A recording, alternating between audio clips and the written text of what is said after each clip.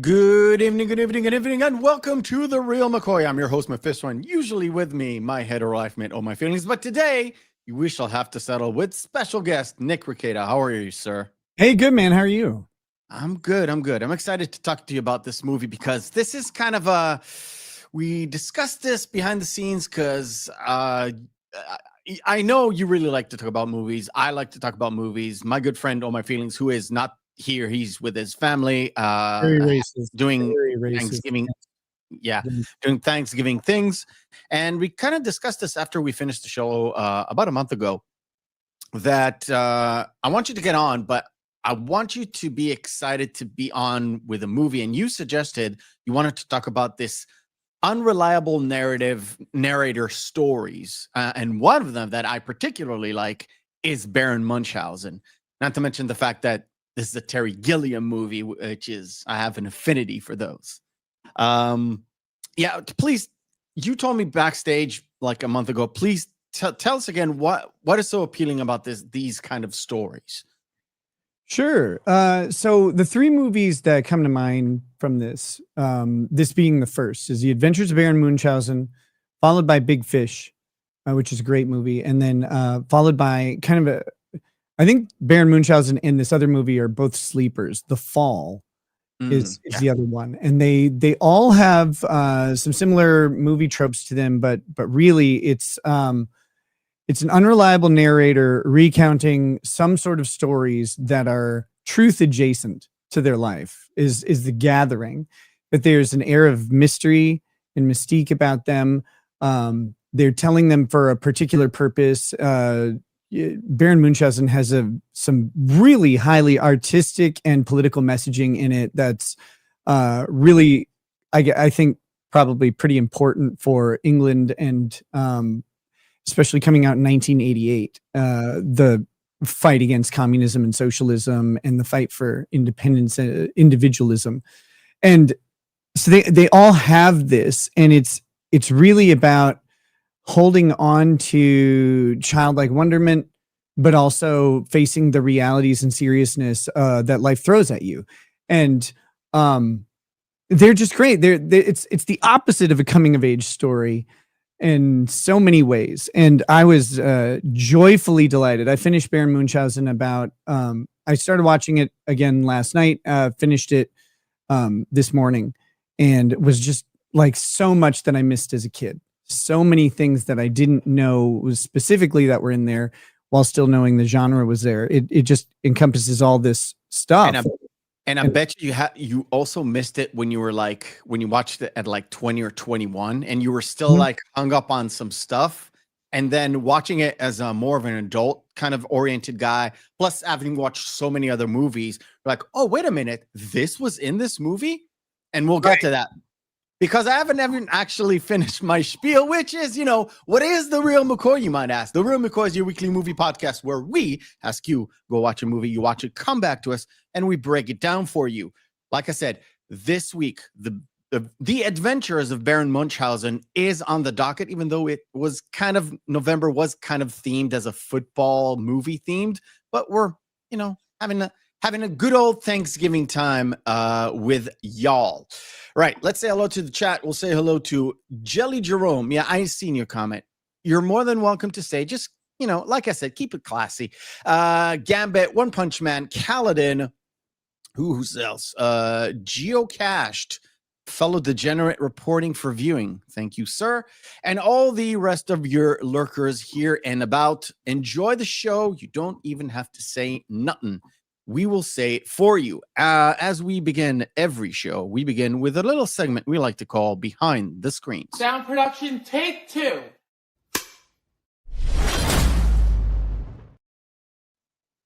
Behind the Screens is where we turn to me and get the lowdown on everything that is behind the scenes, production-wise, and a little bit of backstory, because there is a little bit into it that I kind of find out didn't meant to. I just fell into it.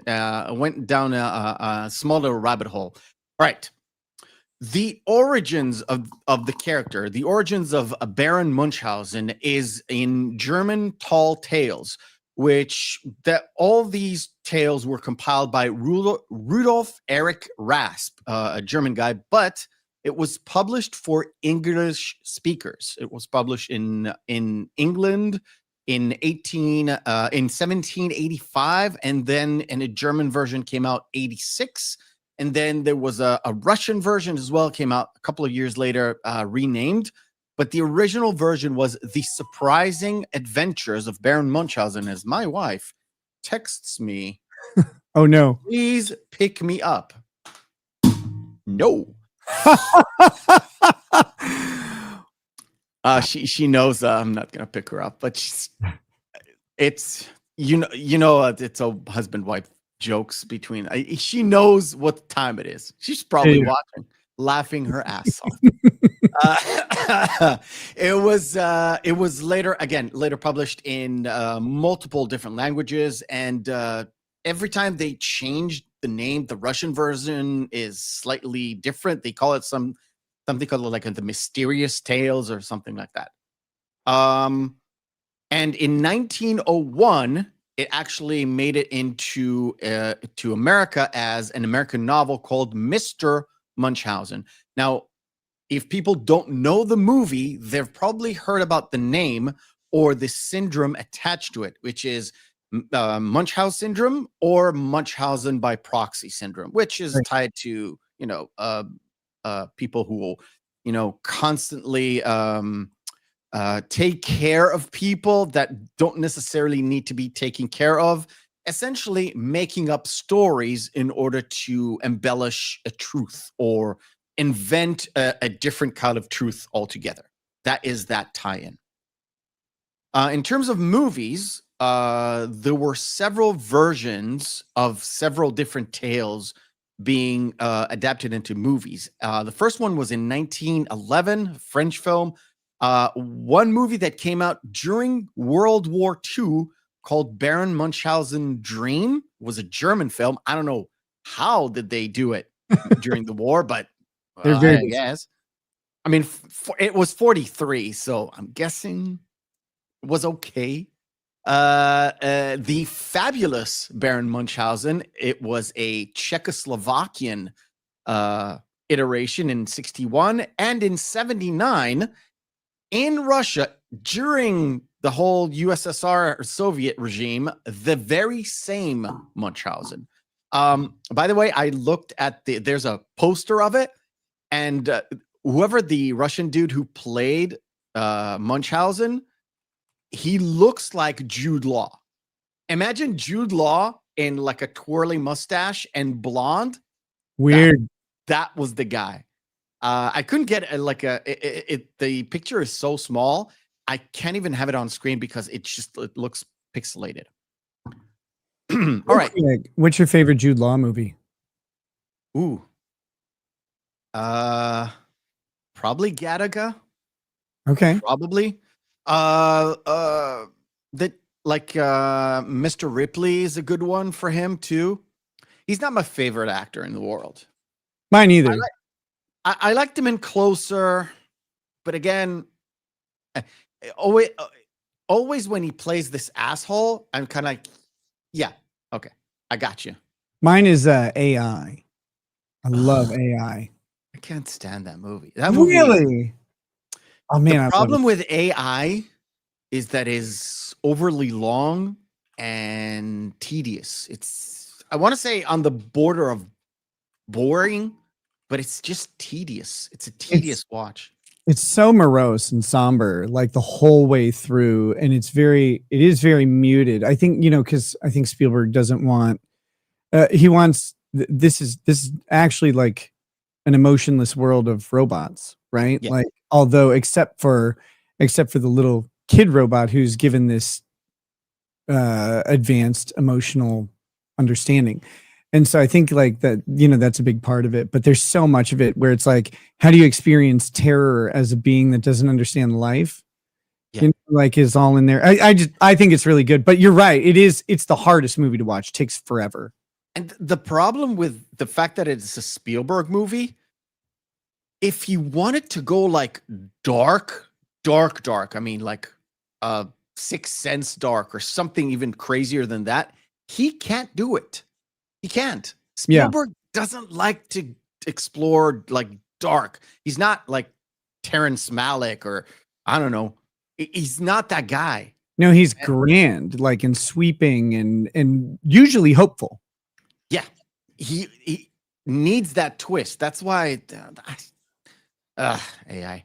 All right, Terry Gilliam, which is a whole different animal altogether. Now, this particular movie was a part of sort of really not really a part of the trilogy of imagination that kind of started with Time Bandits into Brazil and into Baron Munchausen. In fact, him and McEwen wrote the script for Baron Munchausen while on the sort of post-production coming into theaters stages of Brazil, even before it actually came out.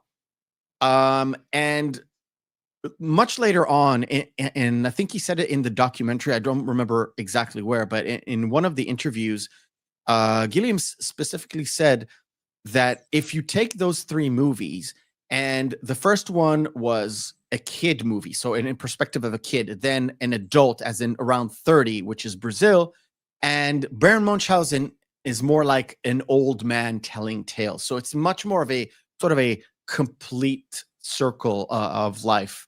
And he said the propensity of exaggerating is much higher in the tall tales of the elderly, which, you know, has a thing to it. But yeah. Yeah, of course. They all had to walk uphill both ways, 10 miles in the snow. They all killed 10 Japanese in the war. Yeah. Well, who hasn't really? Like in the war? What are you talking about? Well, he killed a bunch of Turkish men in the war. Which war? I don't know. Pick one. I just mean, who hasn't killed 10 Japanese men? Like, who needs a war for that? You just do it. I think Ghost in a Shell killed a bunch of Japanese people. Yeah.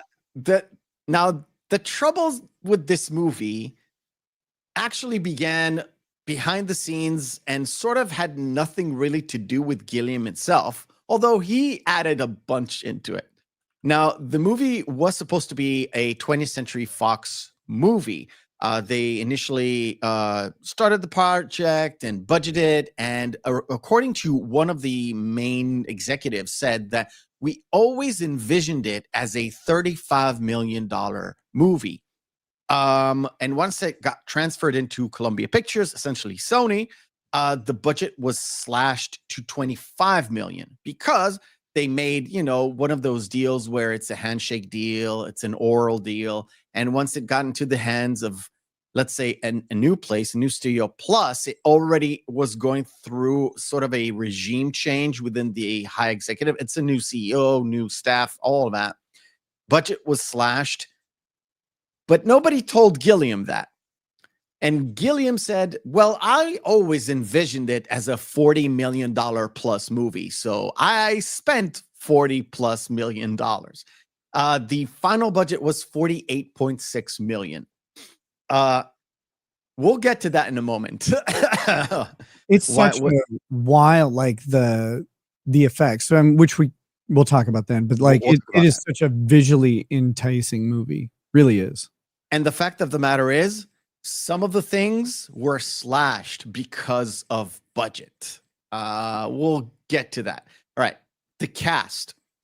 This was Uma Thurman's first movie production, but because of a lot of delays, her debut film was actually Dangerous Liaisons that came out in the end tail of 1988. And when I say, wait a minute, this is a 1988 movie. Technically, yes, it came out in West Germany, back when it was West Germany in 1988. But the American debut was March of 89 because of many issues that were post-production. Uma Thurman was one of a few actors ever to be hired on her first audition. And she was 17 at the time of the nude scene. But because the movie came out after her birthday, there was no issue in terms of the American release. Wild. It's so weird because last time we kind of discussed about a movie with a teenage girl who was naked was American Beauty. But hey, The and of course the most famous though is Blue Lagoon, yes. right? With Brooke Shields being very young. Well, the original cut of was it Sweet Baby with Susan Sarandon and a 12-year-old naked Brooke Shields. Ooh, Ooh, it's a bit yes. it's a bit much. Very sus. I mean, she's not fully naked, but it's Right, on the so cusp of like. Plus, the movie is not good. I haven't seen It's one of the Carradine brothers, I think. Oh, okay. And Susan Sarandon. It's about a guy who takes old timey porn pictures. Oh, I sure. don't remember the. It's a bit of a weird movie And and not really good. And all these things run into something that people don't tend to understand about that issue legally. The people make an assumption that someone being nude on camera underage is illegal, but it's not an assumption. That's a presumption. It's presumptively unlawful, but that presumption can be overcome. The Supreme Court set up a test for all this, but basically, if the artistic value outweighs the prurient interest, which would be, the appealing to sex and sexuality. If the artistic value outweighs that, then people can go a little further. I think as time goes on, that's actually decreasing, though. I think now they're just like there's really no reason to have nude children on screen. Whereas before they would say, oh, it's for the art or whatever. And now they're like, there's so many tools and so many storytelling devices and so many cinematography devices that you can use to get around that and not have to actually have a nude child. So, which I think is a good thing. I think there's too much room for exploitation in Hollywood with money that they can justify it with art. But yeah, and the Jodie Foster thing, she was around 13, 14 at the time, and she wasn't actually nude. Was, again, skirting that line of suggestive. Yeah, still creepy. Right. But and of course, the most famous recent example being Cuties, where they had girls who were, some of the actresses were 18 and older, but they were portrayed as 12 or 14 or they're portrayed as these adolescents to young teenagers, and while not nude, the filming of it was highly suggestive, and that's the director's alleged point. Was she's like, no, I'm trying to show how gross this is, how bad stuff is, and not actually trying to sexualize these kids. And tell that to the 650 auditioned children. Right. Yeah, I think it could have been done more artfully without actually doing it. But that was her alleged thing. But the whole purpose of that allegation from the director is to get around, the obscenity issue. Is this appealing strictly to sexuality?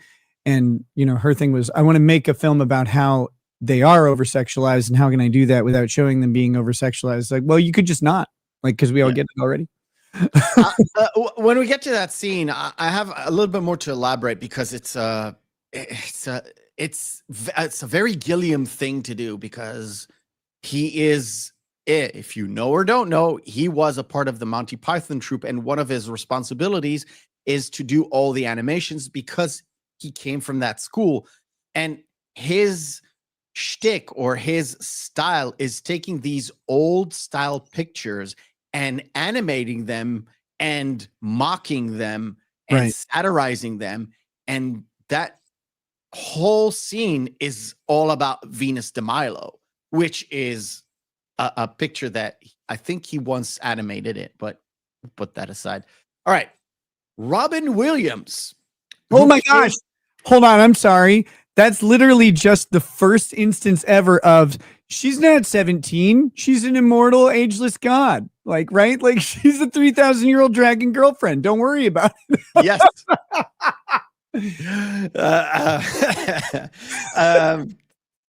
Robin Williams, who played the Moon King, is not credited as Robin Williams. He is credited as Re di Tutto, which I'm butchering the Italian, but it is actually in Italian, it means king of everything, which kind of reflects his entire role. The whole idea behind not having Robin credited is the fact that he had his agents essentially had a deal with Gilliam in order for Gilliam to be prohibited on selling the movie as if Robin Williams is in it. Because originally, the whole part of the Moon King was a bit larger in scope and has a lot more script. But that thing was cut due to budget even before everything began, which kind of leads me to another thing that happened with the casting, because Robin Williams was not the guy who was the first to be cast or tried to be cast as the Moonkin. And the thing about it is, with the small amount of dialogue that he had, Robin didn't actually use most of the dialogue. He ad-libbed. With permission from Gilliam, of course. He had a little bit of bullet points. I want you to hit this, this, and this. And from there on, just go. And most of what he said, just go, made it into the movie. Now, like I said, he wasn't the first to be cast as the role. Sean Connery was supposed to play the Moon King. That was wild. But because the part was slashed heavily in the script version, in the from the original script, he actually declined. He was kind of up for the role of the Baron, but Gilliam didn't really want him. He wanted other people. Also, Gene Wilder was up for that role, and Walter Matthau was out for that role. And you would have gotten a whole different array of Moon Kings if it was either of those people. Okay, I have to know. Do you know what lines were ad-libbed and what weren't? No. I couldn't tell. He has this line when he gets his head reattached or detached the second time or whatever, and he says, "I don't have time for flatulence and orgasms." It's like I missed that one as a kid, right? Like, I had no idea, because I probably saw this movie in it was before I moved to Minnesota. I know that, but I watched it at home, so it wouldn't have been the theatrical release in '89. So it was probably 1990 on VHS tape is the first time I saw it. Probably myself too. I probably watched it on. Well, I definitely watched it on VHS because I was 11, I think, around 11. Yeah, you would have been a little bit younger than that. I would have been turning 9 that year whenever I saw it. I like the fact that, on a side, the fact that you get this very suggestive sexual scene going on, essentially, and the little kid is like, what are they doing? And the Baron is stuck and is like, well, he's tickling her feet. And all the adults are like, yeah, sure, he's tickling her feet. And then it moves on to him actually tickling her feet. And they're tickling her feet. Like, I could have rolled on the floor laughing because it is such a unique way. This is how you make a film that is adequate for young children to watch, but still have a little bit of side stuff for the adults. Right. It's so good. It is done so well. And it's down to the writing. So the Baron role, Connery declined the role, or Gilliam didn't want him for the role. Kind of on that perspective, his first choice for the role is actually Peter O'Toole, which didn't want to do it. He just didn't want to do it. John Neville, who actually played the Baron, never made any movies before. He was strictly a theater actor. And this is like, we hear about these English actors a lot, that they come up to this movie and they're already old and they just did theater. Like Patrick Stewart, before Excalibur, never really did any movies. He was strictly a theater actor. Right. there's lots of other examples like that. I can't think of another one off the top of my head, but John Neville was a big Monty Python fan, and as soon as Terry Gilliam offered it to him, he's like, "Yes, I don't care. I'll just do it." Where was I? There. Sting had a very minor cameo, but a very rememberable one where he was a big hero and then he summarily executed for because one actual bureaucrat essentially just threw him into the garbage because we don't do heroic stuff here. It's Wednesday. Yeah, And Jonathan Wednesday Pryce. is Jonathan Pryce, which I think that was a slam dunk on that role. It's just he has that British uppity nose kind of way of acting. He can do that. And his head's shaped like a light bulb, which makes it even better. Like it is just like it is very. His chin is so narrow, and the top of his head is wide, and his hair, of course, goes out from it, which makes it wilder. Not in the movie, but like now. Yeah. And that was so great. And it, for me, like that line and that little thing, and of course his entire character is it's such a threat to individualism. And this is one of the things that I love about the Big Fish stories. They're well, at least this one and Big Fish specifically are really about avoiding conformity and stagnation and dying and keeping your individualism and creativity and sense of adventure. And of course, the Baron, his age depends on his activity throughout the film. His mood, essentially. Right. And he says it, she's like, when they get to the moon, she's like, "You look younger." And he's like, a little bit of action and adventure always increases my vigor or something like that. Yeah. And then when they're in the fish, it's like this idea of depression is very what dreams may come, like the idea that you will lay down and just die and accept death. And the little girl's like, "No, you can't stop. We got to get going. We got to save the town."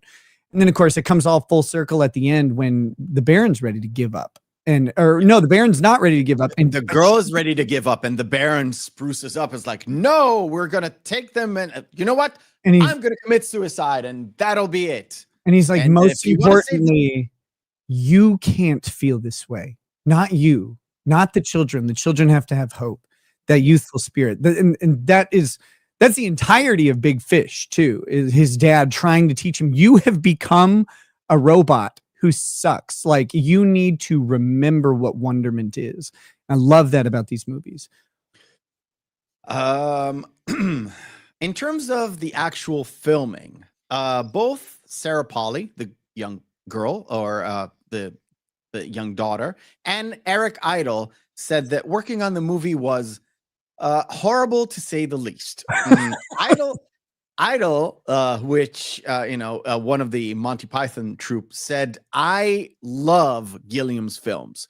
They're all worth watching, but never fucking be in them because damn." Polly said that she was actually treated very badly, and also the entire set was kind of unsafe.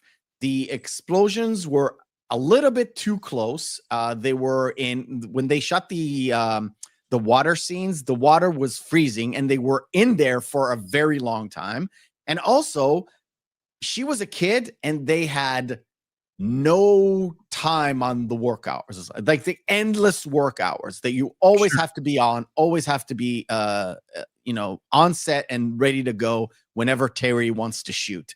And that could take 12, 15, 16 hours a day, and that is a no for a young kid. You got to be pro child labor to really embrace this. Yeah, it's I am. I think what I saw in the snippets of interviews that she made over the years, one of them, she actually made a tweet, which I found hilarious. It's like, "You have to go and watch this movie.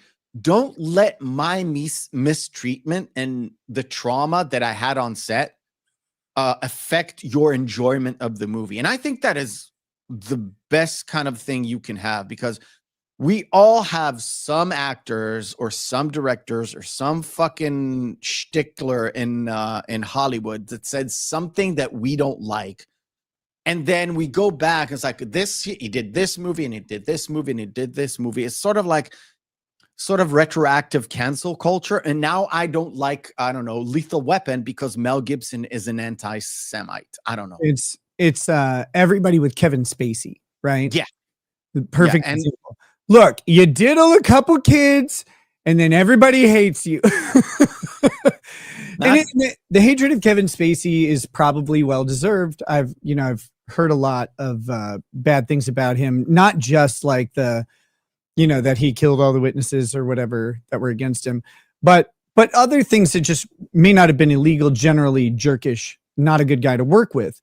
But you can't deny that the guy really defined a generation of what it was to be like an erudite A-list actor for quite a while.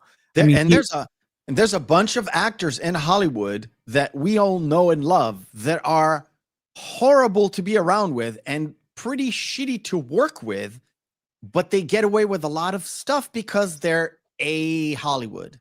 Well, and it seems like, that was one of the things in the Johnny Depp trial that was so interesting to me, was seeing like, basically it was a masterful move from a PR standpoint, because basically they got everybody to forgive Johnny Depp for how much of a piece of shit he kind of is, or was, at least, and you can say like, who knows, but maybe he's changed a lot. I assume he actually probably has. I think, when he got canceled, he probably spent a couple years really working on himself, and especially if he got off of some of the drugs and alcohol, or at least reduced how much he was using them. And his ego got checked. Like those things do change how you are. But like, we go back and you're like, okay, so he's screaming at his spouse all the time. He's offering his like 14-year-old daughter, he's giving her marijuana so she knows the good stuff at Hollywood parties. Like, that's crazy. These are crazy things. But it's like, but it is Johnny Depp though, and like Jack Sparrow's really fucking charming. So what do you do? And put Jack Sparrow aside. The Ninth Gate. I love that movie so much and hate it because it makes me want to be an old book collector. Yeah. Like, just that is like, and what like mysterious knowledge is there? I want another Corso adventure. He's like the Indiana Jones of books. Yeah. And I want another story with him where everybody's trying to kill him again. It was that movie's like AI though. It is really like it kind of lingers and lumbers along, but it's really good also. I love The Ninth Gate. I thoroughly disagree with the AI comparison, but I love that movie so much. Just the fact the mood of it is so like it's very much a detective story. And so there's you can't really show someone sitting around putting the pieces together in their head in a very energetic and engaging way. And so they have him traveling around, putting the pieces together. They do a little bit of montage, but a lot of it is like, this is his thinking time. This is his introspection. This is him figuring out the puzzle. Yeah. And it's hard to make that dynamic. So I think the second act of The Ninth Gate kind of drags a little bit, but I love it. It doesn't make me not like it at all. And it has a lot of mood to it. Plus the Satan chick's really hot or whatever, which of course she is a weird cat. All right. Back to the emotion it had. Oliver Reed, who played Vulcan, was a lush, and he was drunk most of the time on set. Perfect. Which actually made him harass Uma Thurman repeatedly. And that's not okay. Now, I said, when I talked about Uma Thurman at first, there were a lot of delays. And nothing to do with the actual budget, although it didn't quite help. The delays were varied, and most of the time had nothing to do with Gilliam, but he had a lot of like being too perfectionist with some stuff. One of them was one of the producers, Thomas Shuley, kept forgetting to sign certain forms in order to okay things, which Important. got delayed by another day, and then another day. And it didn't quite help him that he and the English crew in Pinewood did not like each other at all. Like at all. Not to mention the fact that the production jumped from Italy to Spain to England and all that stuff. Now in Spain, Gilliam shot about 24 seconds of usable footage, and then he had to stop because of a 3-day wind situation that knocked over a lot of the set all the time. Plus, it picked up on the audio a lot. So they just stopped. Furthermore, they had to bring in horses that were trained in Italy because they shot first in Italy. While they were in transit, there was an outbreak of horse fever. So the horses were not allowed to be in Spain until everything essentially blows over, delaying it by another week.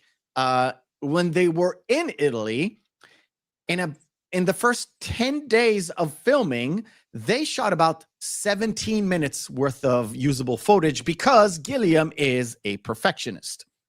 And with all those delays, the studio, now the new studio, Columbia, actually was thinking of firing Gilliam midway through because of all that stuff. And they essentially were like, well, just let him finish the movie. Essentially caused Gilliam to blame Columbia for burying this movie, because when they did release him in the United States, it was on like in limited release. He said around 86 prints, which means 86 different theaters got it. I don't believe that, but I don't have anywhere to corroborate that. The movie grossed only $8 million worldwide and only $1 million domestic. It was a mega bomb, which didn't quite help with the Monty Python crew, because at the time they were actually backing the movie.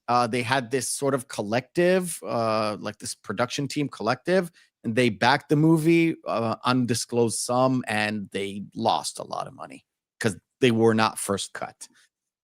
That is about it, ladies and gentlemen. We've got about 20 people around. Let's some of you have never seen the show, which is also good. Feel free to watch other shows, and maybe you find a movie that you know, not necessarily you like Baron Munchausen, but other movies that you do like, which will help us all. If you don't like this film, you don't have a soul. Yeah. Well, yeah, that's right. So before we dive into the movie, we will wait. Hold on. We'll answer this. I love this movie. Wouldn't an interview with a vampire have been better for Nick? The ghoul story about the gay lover who fed his goo is taking it's taking a little girl's innocence. No. But thank you. That wasn't Brad Pitt or Tom Cruise who made Kirsten Dunst into a vampire, was it? It was the girlfriend, right? Because she wanted. No, it was actually. I've recently watched it. It was actually Tom Cruise. It was a gift to Brad Pitt. Right. Brad Pitt wanted a family, and he couldn't. There we go. Right. Yeah, and so he made her into like basically she became a permanent doll, an immortal doll. And Brad Pitt knew she would not age, and then when she found out, she went crazy and tried to kill Tom Cruise by feeding him two recently deceased twin boys. All right, let's play our first game of the night. It is called Missing Marquee.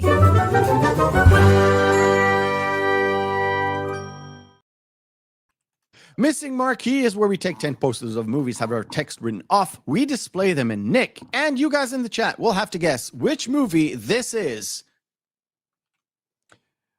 Oh, fuck. I've seen this. Hold on. Give me just a second. I know this movie. It happens mostly in Japan, if that helps. It's Michael Douglas, of course. It's about the Yakuza. I can't think of the title of this movie. I've seen this poster 1,000 times. Damn it. I'm cheating. It's Black Rain from the chat. It's Black Rain. Thank you, Monkey Jeebus. Black Rain. Die Hard. Wait. Which one? Die Hard 3. Die Hard with a Vengeance. Die Hard with a Vengeance. I love that movie so much. Hocus Pocus. Hocus Pocus. It's the remake of that old show. Yes. I'm trying to think of what it's called. This is my brain's thinking Galaxy Quest, and it's not that. It's not Bill Robinson. What's that called? I can't think of the title. You're on the money. I know what it is. I know what the property is, but I can't think of the title. What is it? Lost in Space. It killed Matt LeBlanc's movie career. Like, he shot it in the head. This is Gone with the Wind, or no? This is the Hitchcock movie. Yeah. So this is Casablanca. No. This is Cary Grant. I'm not mistaken. What movie is this? I know with these. The chat is really good. North by Northwest. North by Northwest. And to be fair, for the longest time, I kept calling this movie South by Southwest just because of that stupid fucking festival in Texas. I have to punch up a little bit on this one. Oh my. Rosemary's Baby. Rosemary's Baby is correct. This is It's a terrible movie, by the way. Shit. This is okay, I recognize the guy on the right. What is this fucking movie? It is Steve Zahn. It is Matthew McConaughey. It is Penelope Cruz. And it is also Sahara. See, I never saw that because it's a fun movie, but Solomon Kane. Solomon Kane is correct. This is a solid movie, but this is Born Identity, which I didn't actually like. Correct. Oh, this is tough because it's an old poster, and it was really tough to find one without the. It is a British film. Is this fucking hell. So this is a British film. Yes. I am. Good Lord. Is this like Bridge on the River Kwai? Okay, there you go. Sander is crushing it out there. we've got some serious cinephiles in the chat. I'm not like, they're pretty fucking good. Not to mention if we had like Tom Connors in here, this was like a lightning round craziness. But yeah. All right, cool. Rosemary's Baby is a weird one. It's got that old horror movie pacing that makes it like it's hard to get into nowadays. But at the time, it was really, like really intense. Similar to like The Exorcist, right? The pacing in those movies is really different than they do horror movies now. Yeah, for sure. If you're like used to like, if you grew up like in the 80s, 90s, and you're most like used to like the more gory stuff, and that's a different like what was it? I watched it a couple of years ago for the first time. The Haunting. There's a new version of The Haunting from like 98. You're talking about like the 19. Yeah, I watched the white one from forever ago.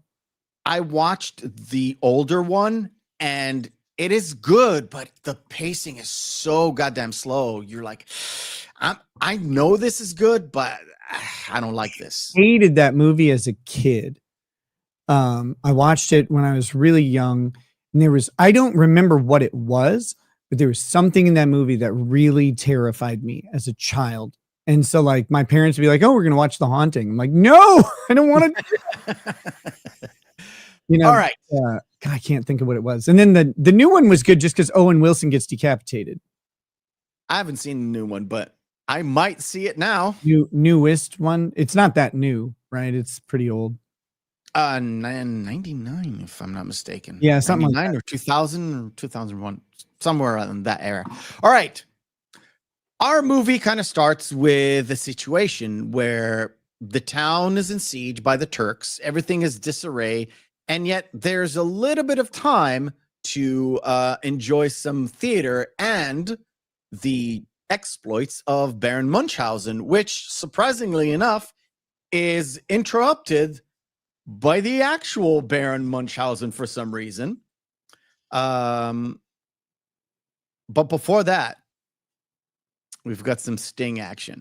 And yeah, and if you're not prepared for this, there's two things that kind of surprise you with this. If you go into this movie cold, first of all, good on you. And second of all, you're like, oh, wait a minute, Sting is in this? He's the heroic guy, and then you're gonna be executed. Now, I didn't mention this before, but the entire movie kind of has a start like a Monty Python movie, which is, this is 1985, like 18, whatever the date was. It says somewhere in the 1800s, I think. Yeah, and then it says a Wednesday. Yeah, and that's like the most Python-y thing to do. I almost waited for like it is 3:57 p.m. somewhere in that vicinity, and you get the idea that like Terry Gilliam really doesn't want to locate this movie in a particular time or place anywhere. And it is a Wednesday. Like, it's a Wednesday. It is a nothing day. This goes on, and then I think this is solidified and reinforced later. Spoiler alert: when what's his face is talking with the Sultan, they're negotiating the deal, and he's like, "Well, you need to surrender." And they're like, "Why? We're winning." It's like, "Well, we surrendered last time," and is very much a nod to Ayn Rand, and of course, what's the 1984 or with George Orwell. Because it's this thing. The government is keeping you in this perpetual state of duress, and they're trying to snuff out your individualism and your creativity and your adventure. And so it's like everything is set to be mundane. Everything is set to be routine. They're going to the theater as cannonballs and mortar shells are smashing and blowing up everything around them. And it's like, whoa, like, the whole town's under siege. It's being blown up all around us. But hey, we're in the theater watching this ridiculous production because it's just a Wednesday. And it's the thing about it is it actually manifests itself. And I put on the Sting stuff for a reason. He's done something heroic, out of bounds. He's done something extra, something to, that is beyond the scope of we are just manning the walls.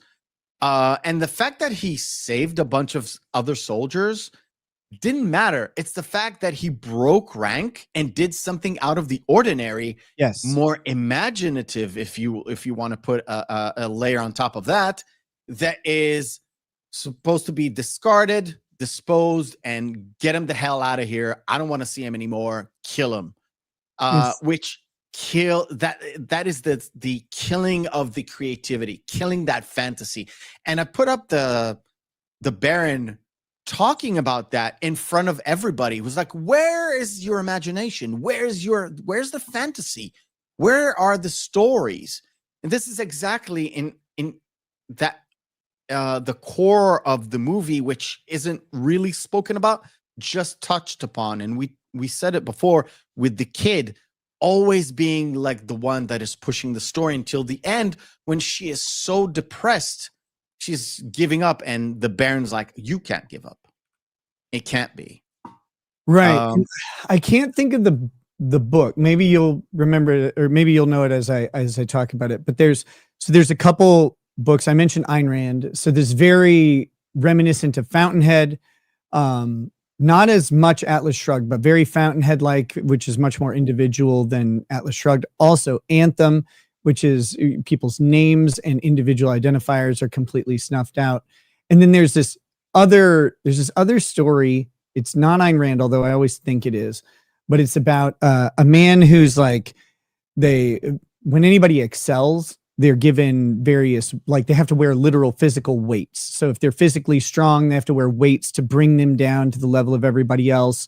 And his hands are shackled and his feet are shackled because he's faster, but he still carves it out. I can't think of what that story is, but it's in the vein of 1984 and Ayn Rand and all of the, that theme where individualism is being snuffed out by collectivism and excelling is just as offensive as failing miserably.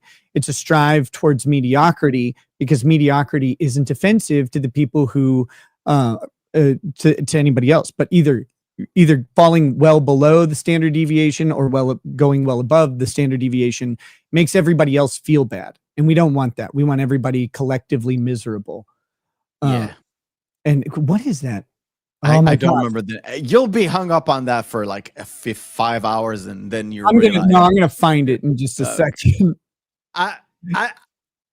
The thing about Gilliam is, first of all, he puts you in a room, the harem, which I know as soon as the harem came up, you're like, whoa. I'm sorry about the shouting, but whoa, there's a fat ass in front of a lot of them. Very, very fat, very funny commentary without saying a word. Yeah, so the eunuchs are fat, but also the girls are, because the Sultan is, and it's so goddamn hilarious. And then, of course, when they do the wager, while they wait, the Sultan insists on playing a tune, and the organ or the voices coming in is a bunch of fucking skinny people getting tortured by the spears from the sides. That is the theater of grotesque that the Sultan has. And that is that commentary about that sort of side where it can go all the way into grotesqueness. There was a lot of stories about that whole area around that time. It's the Ottomans, it's the Romanians, it's the Hungarians, and it's all a part of that same zone where they fought a lot of stupid wars about nothing, which kind of ties around that area of the Austro-Hungarian Empire, but also because Terry Gilliam didn't want to put it on some European country. If you realize or not, the flag that they use is like the Norwegian flag, but it's not quite the Norwegian flag. And it serves as the flag for Europe because it has a cross on it. But yeah, that theater of grotesque is, I thought it was very, very Gilliam.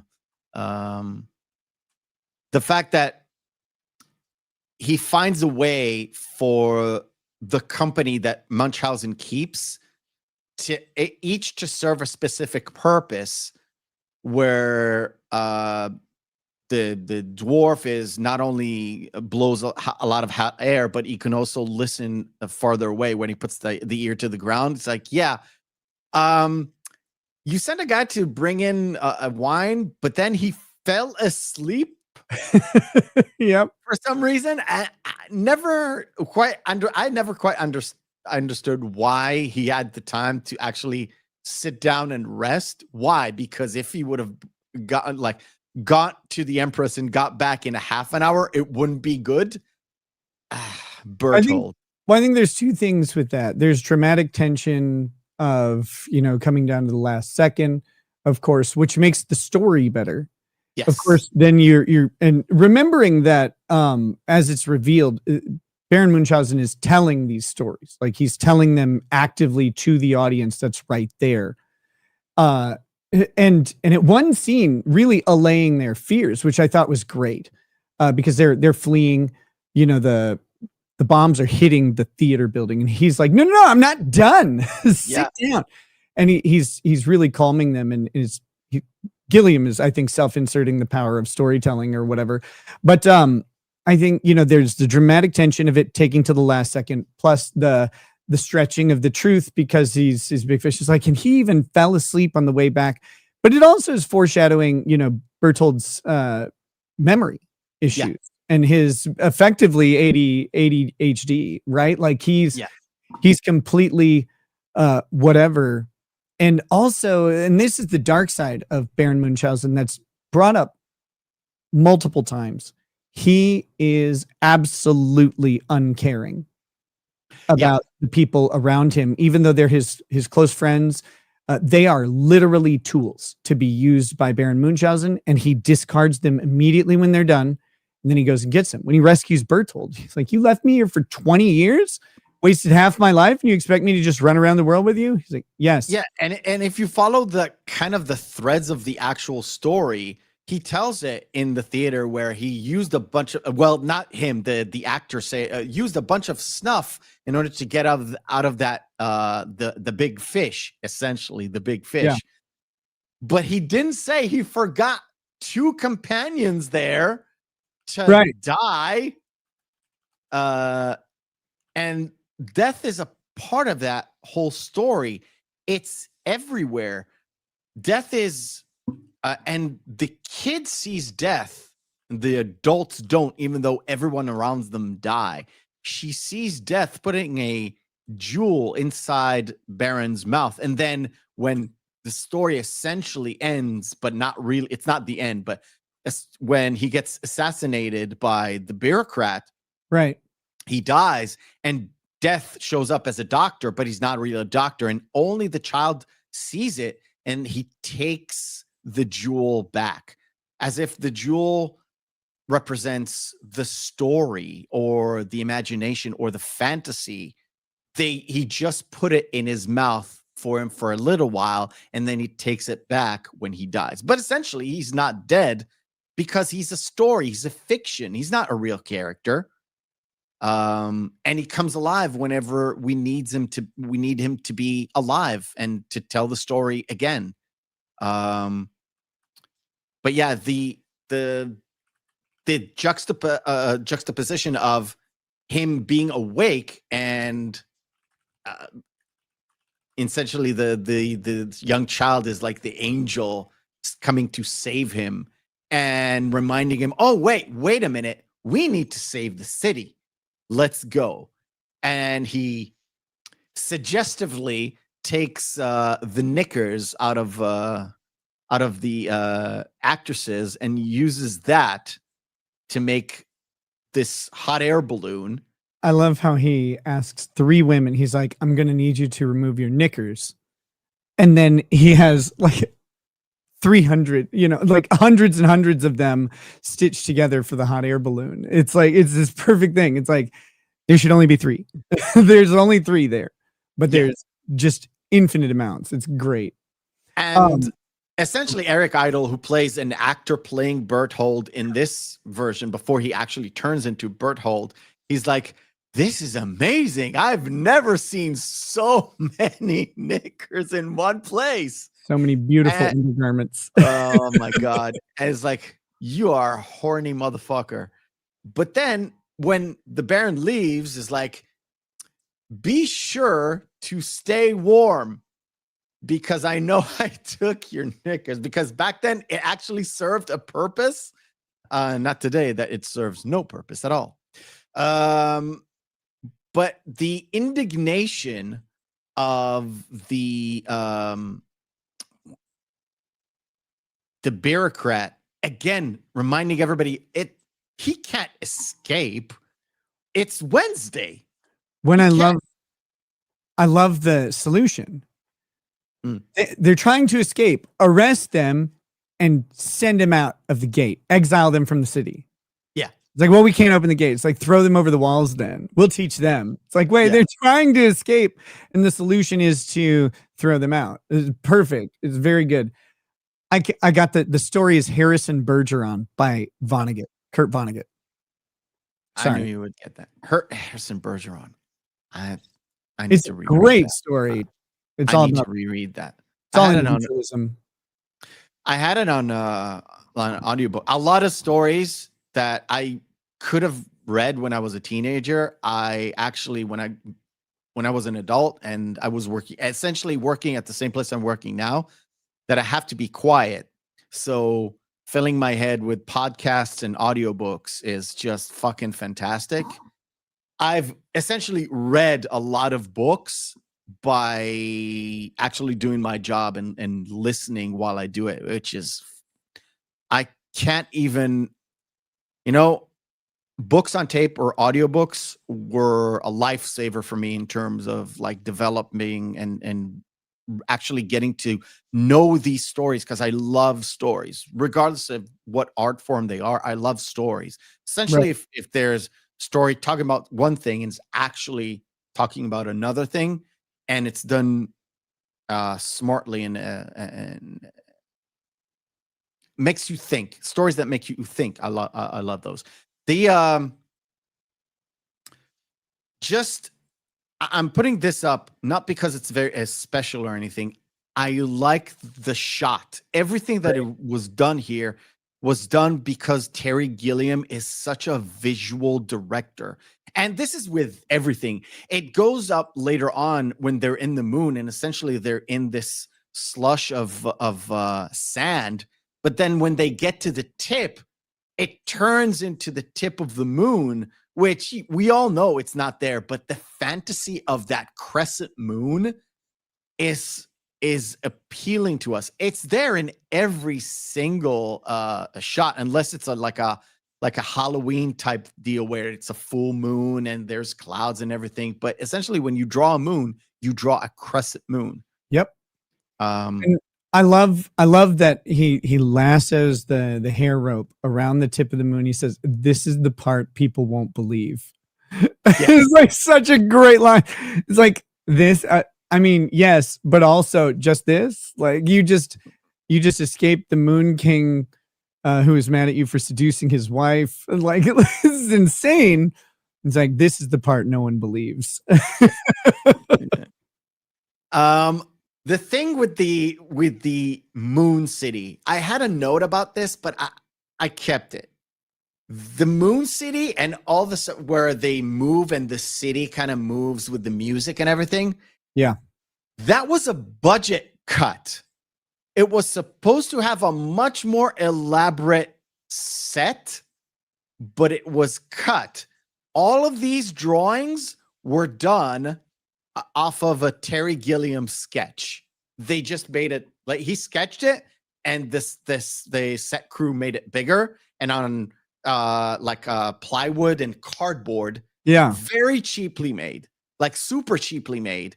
And they had an elaborate lever and pulley system that like two people were standing like this, Right, and moving moving it it back around. and forth, back and forth, back and forth, and made it into this scene, which is supposed to be like this magical scene going into the moon and everything. And then they meet, of course, the Moon King. So And all was done because of a budget cut. this is that beautiful thing about art, creativity, and then of course like the artist vision versus what the takeaway of the viewer or reader or whatever is. Because I'm looking at that, and the Moon King is he's the Moon King, right? The moon is the lesser character of the sky. The main character is the sun. In every mythology, the sun is there, and the moon is this like lesser character, or at best co-equal. At best, it's co-equal with the sun. But, you know, it borrows the light from the sun, all that stuff. So anyway, you got the Moon King who's professing to be the king of everything. And yet this he's like, I can create anything, I create everything. And all you get is like the Shrek style old-timey puppet show, right? With like these like little woodcuts that are very pretty or whatever, but they're two-dimensional, they move back and forth, and there's nothing to them. There's no depth to it. And it's like, this is a guy like so over professing what he is. And it turns out that's not at all what Gilliam's going for. No. But it's this message that it seems intentional, but it's not. I love that. I love that. The message is when the head is attached to the body, it doesn't succumb to the bodily functions of, eating, sleeping, fucking, everything that has to do with the body. And then the mind has a lot of time to think and invent and do a lot of reasonable things that a mind should do. And every time the body catches the head, then it's a totally different person, a much more aggressive, a much more, earthly kind of a deal. And the head wants to stay in the clouds as if you were, right? Stay up there and think and do more, more things with your mind that can create and elaborate and do more. It's like, I've invented the stars, I invented the galaxy. When you left here, I was just the king of the moon. After you're gone, I've detached from my earthly body and I've became the king of everything. Right. I love that. The aesthetic of that shot, again, super Terry Gilliam. He had sort of the same shot in Time Bandits. In Time Bandits, when the kid and the dwarfs are captured, they were put in this cage, which is also hanging from God knows where, just up in the air. And the same cage, not really the same, but sort of the same aesthetic of cage is done for the Baron when he finds out that Berthold is there for like 20 years. It's weird to think that there was a lot more going into this story that I couldn't find out what was there, just that it was cut. The fact that he managed to grab him and then he managed to escape. And then when we see him next, he has this cloth attaching his head to his body for the head not to, run away, so he can actually enjoy the lovemaking to his wife, or tickling. Totally tickling. Completely. No time for flatulence and orgasms. No time for flatulence and orgasms. We will skip this whole thing and then into the thing with we didn't touch upon that. The thing with the rose.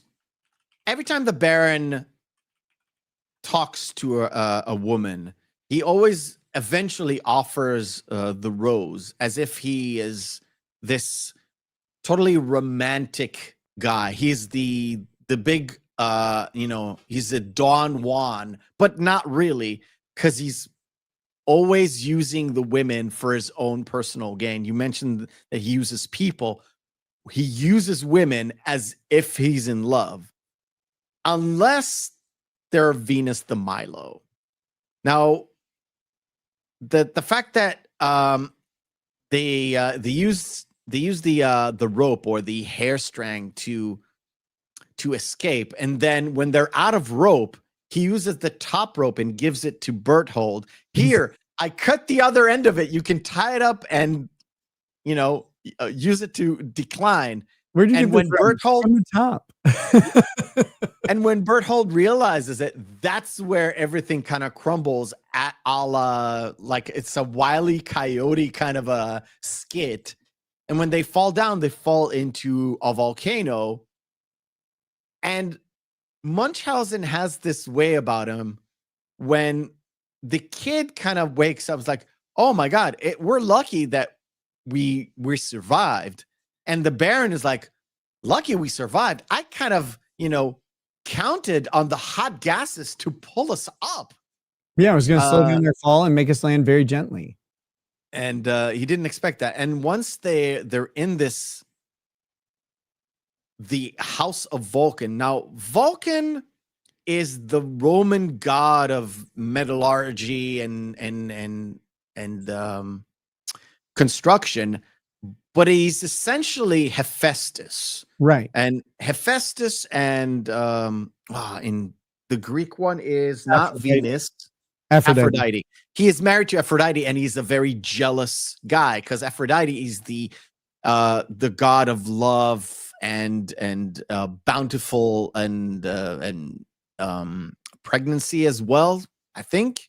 Well, I think she cheats on him with Ares. She cheats on him with a lot of... Aphrodite cheats on everybody with everyone. Right. Because she's a love god.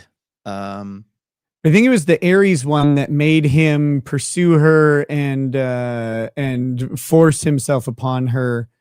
And then he like spills himself on the ground, and that becomes something. I can't remember exactly what it is, but it becomes like some race of monster. But it's like a messy, literal messy story.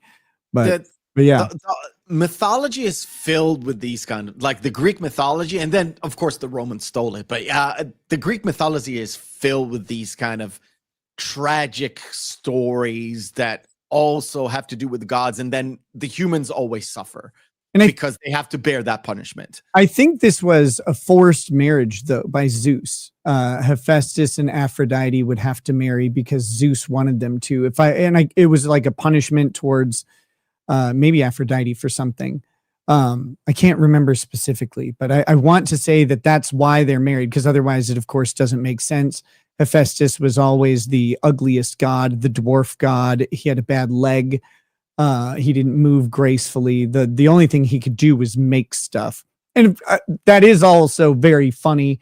And it's manifested in this scene where he crushes coal into a diamond and gives it to her. It's this huge diamond. She's like, oh, look, another one. Yeah. And it's nothing. Yeah. And it's the fact that when you have too much of a really precious thing, it's not precious at all. It kind of reminds me of that story in was it Dark Knight Rising or The Dark Knight, where the guy from Thailand or Burma, they tried to bribe him with these gems, and he just threw them on the side of the road because it didn't matter to him. It's the story that Alfred tells Batman, just to make him like realize, some people just want to see the world burn. But the fact that there's a diamond and she throws it away because it's another one. She's looking for something beyond the material. And she kind of finds it with the Baron. But I like this particular scene where he is so like, you wouldn't expect a guy like him to sit around and have a proper English tea. And even says it, there has been so long since anybody had a proper tea here. And he has this, not only a dainty cup, he has the smallest and daintiest of cups, and he has this rough hands. It's so funny because that follows right after they leave the moon, where the Moon King and Queen are literal giants. They're huge, and they get down to the volcano and they're down this crater, and then Hephaestus and the Cyclopses are all there. And they're looking down on him, and I think Berthold says, "Not more giants." Yeah. And then I said Hephaestus, but Vulcan. Yeah. And Vulcan pulls him out of the crater, and he's like, "We're the giants." But Baron Munchausen is taller than them. Yeah. Right. And so he grabs them. He grabs him by the collar. Forced perspective thing. Yeah, it's the forced perspective thing where when he grabs him, it kind of looks like he's much bigger than him. And when he pulls him up, he's looking up at him. Right. And so like it's an illusion that Vulcan needs for himself to be a giant. So he has the tiniest teaware, right? Like he has to have these little things because he's supposed to be a giant, but he isn't. And Vulcan is, of course, smaller. Like I said, Hephaestus, Vulcan. There was the smallest, shortest god, so it makes it even better. And the fact that they start the scene with, again, something very British, where all the Cyclopses are on strike because they don't want to work. They want their pay raised. That is very Python-y, very British humor, and very much of the time. Again, this is like 88. This is like Iron Lady time.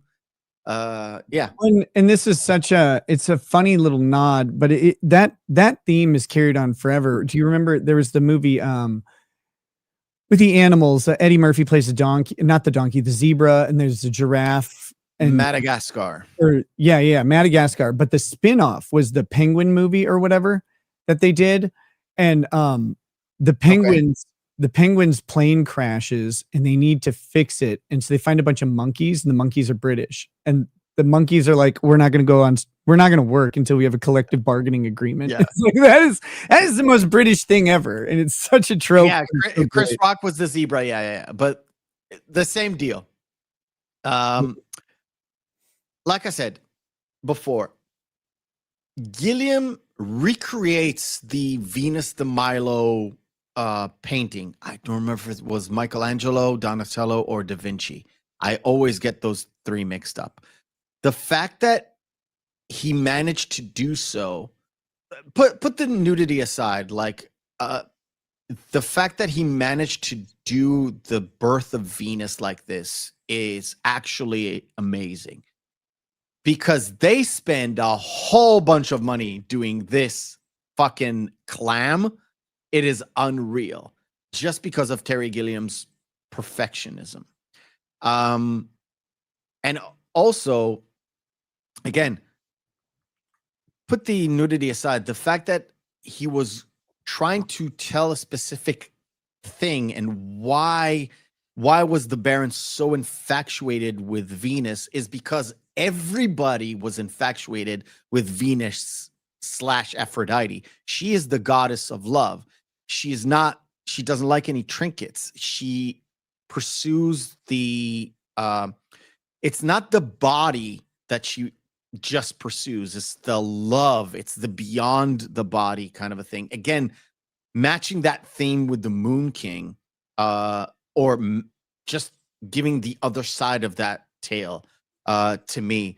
And the fact that Vulcan cannot stand the fact that somebody else has her attention, because she falls in love really quickly.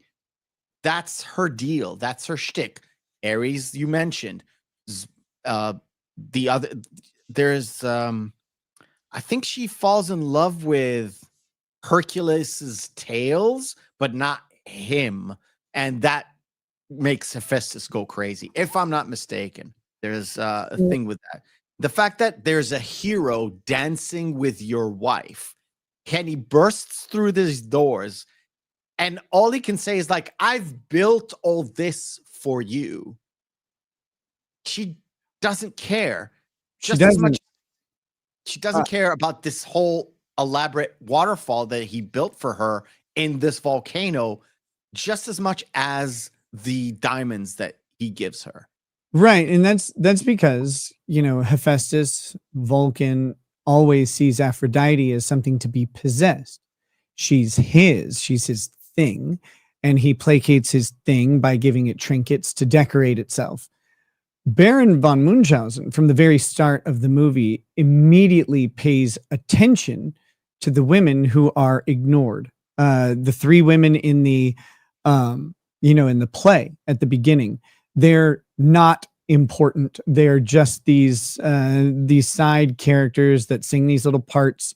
And like the part where Uma Thurman's trying to be seen around the older woman is very funny, but they're something to have. They're not someone to pay attention to. And Baron von Munchausen immediately, and in every scene where there's a woman, he's ladies, beautiful ladies. He is constantly paying attention directly to them. Whereas Vulcan, is there with the Cyclopses in the forge, doing work, right? Like he doesn't, she's nowhere even around, hosting guests, doesn't invite her. She shows up. But when she shows up, Baron von Munchausen is immediately overtaken by her, and he pays attention to her, as he does with every woman in the movie the entire time. And it's this idea. You're trying to do the wrong things. You're trying to give her stuff when all she wants is the attention of her husband, and he doesn't give it. And the Baron does. And same with the three ladies at the beginning. The guy who's playing Baron Munchausen, the director and main actor of the play, he's like, nobody's important to him, and the three women want to be important. And the moment someone shows up and makes them important, it's everything, and he wins them immediately. Yeah. Of course, I want to say this was the first time I saw this in a movie. Are you going to ignore the elephant in the volcano? And by that I mean the intercontinental multi-warheaded ballistic missile that Vulcan has made in the 1800s. He's like, yep, it kills everybody. It kills everybody, everything they own. It's destroy everything. He kind of, I thought it was funny, but it had nothing. It was all Gilliam's take about nuclear weapons. Right. It's like, we sit here and get this. We just push a button and everything blows up. It's like, what? It's like, Yeah. you don't even have to be there. It's like, yeah. And of course, this is coming right on the heels of Right.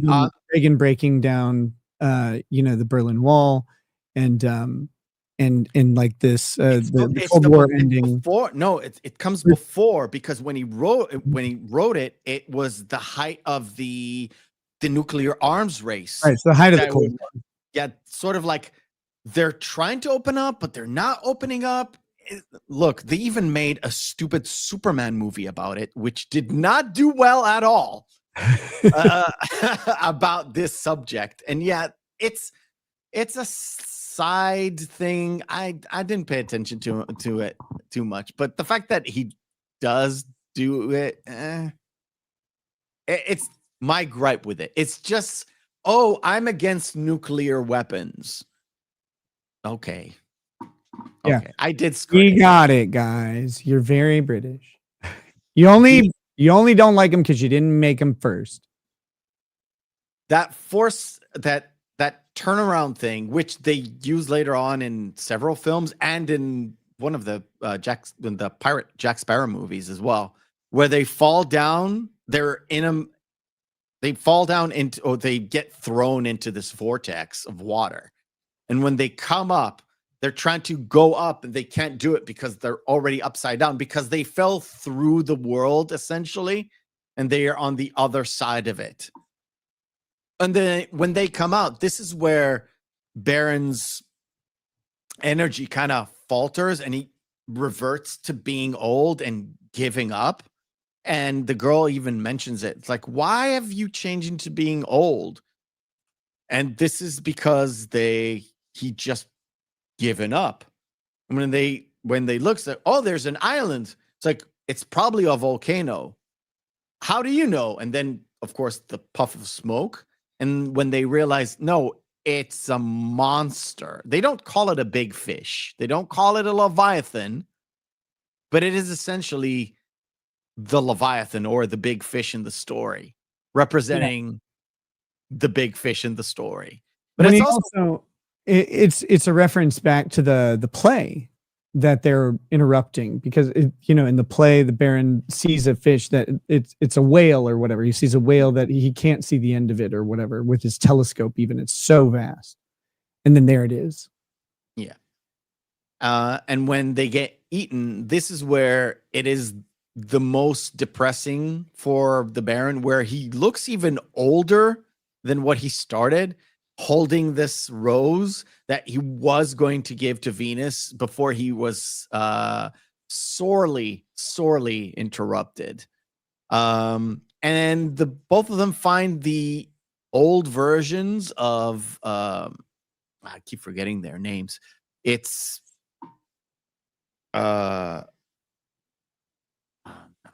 I'm gonna have to go into relapse mode and do this. Yeah. I know in the chat. I know in the chat. Hold on. I'm so bad in names. It's Rodolphus and Adolphus and Gustavus. Gustavus. Yes. Thank you. It's a reference to the King of Sweden. Oh, really? I didn't know that. Yes. I think it was Gustavus Adolphus was the King of Sweden back in the 1630 or something like that. I don't know what the reference is. Like, I'm not that deep. I just know that, like, hey, Gustavus and Adolphus, I know those two things go together somewhere, and that's where they combine. The thing about the actors playing them, Jack Purvis and Charles McEwan. Charles McEwan is one of the writers of the script. They all, like him and even Albrecht, the giant, they all worked on all three movies in various parts of them. And Gilliam loves to work with specific actors. He changed the cast, but a lot of reoccurring actors were working on those trilogies, on Time Bandits, on Brazil, and on this movie, because they wanted to work with Gilliam. He loved working with them because he got whatever he needed from them. So they kept coming back, and it's like Tarantino, and it's like Scorsese, who he has his favorites, or Woody Allen. Yeah. He loves his favorites, and they're their muse, or there's some sort of a connection between them and the director that kind of makes it their part already. And when the Baron kind of sits down and and kind of welcomes his death, it's the little girl that says, well, we have to leave. We can't die here. We can't stay here. And eventually she gets him to, in vigor. And of course he uses the snuff, just like the theater tale, because it's a tale, because there is some sort of a thread that connects the theater and real life. Every time he says, well, the town is okay. And it's throughout the movie, but it's in this scene, he says it about a couple of times. And we see pictures of the town getting almost, the main gates almost broken. The fact that they managed to actually almost destroy the town, but it's fine. They'll do fine. It's all good. The town will be fine without us. Evidently, no, they actually do need the Baron. I think, yeah, I think so. The other thing is, and this goes back to the rope, right? The rope of hair, is that if you keep focusing on what's happening, you're going to lose what's important. I've got a story to tell you. You're worried about the town. Stop it. We're here right now. We're here. I'm teaching you a truth. I'm telling you something that's really, really critical for your entire life. And you're worried about this thing. This thing's going to be fine. It's the same as the rope. As long as they don't notice that the rope came from the top, they're suspended by the rope. Who cares? It's the same thing as he pulls himself out of the water. Yes. Like by his own hair. He lifts himself up. And it's this, if you stop worrying about the facts right now aren't what matters. Right now, we're in the thick of it, and you need to be there. And so every time that, the little girl goes back to reality, he's like, you need to stop that for a minute, because we're here. And this is what matters. This is more important than reality for you right now. And I think that's, like when it's revealed that he's standing, again, spoilers, but it's revealed that he's standing there in the theater telling the story. I know don't hang up on spoilers. The whole point is for people to watch the movie, and we can discuss it freely and jump back and forth, and don't worry about it. Remember, focus on what's there. Yeah. And so when it's revealed that he is telling the story that literally just happened now, presently, he's standing there telling it. It's like he's taking people away from the reality. And at the end, the reality is challenged, which is really, that's like the important knife turn at the end, is like, what is your reality? What's being made by these bureaucrats? How is society? How are these social norms and mores? How's growing up? How are all these things trying to control you, control your perceptions, and control what matters? What matters is this.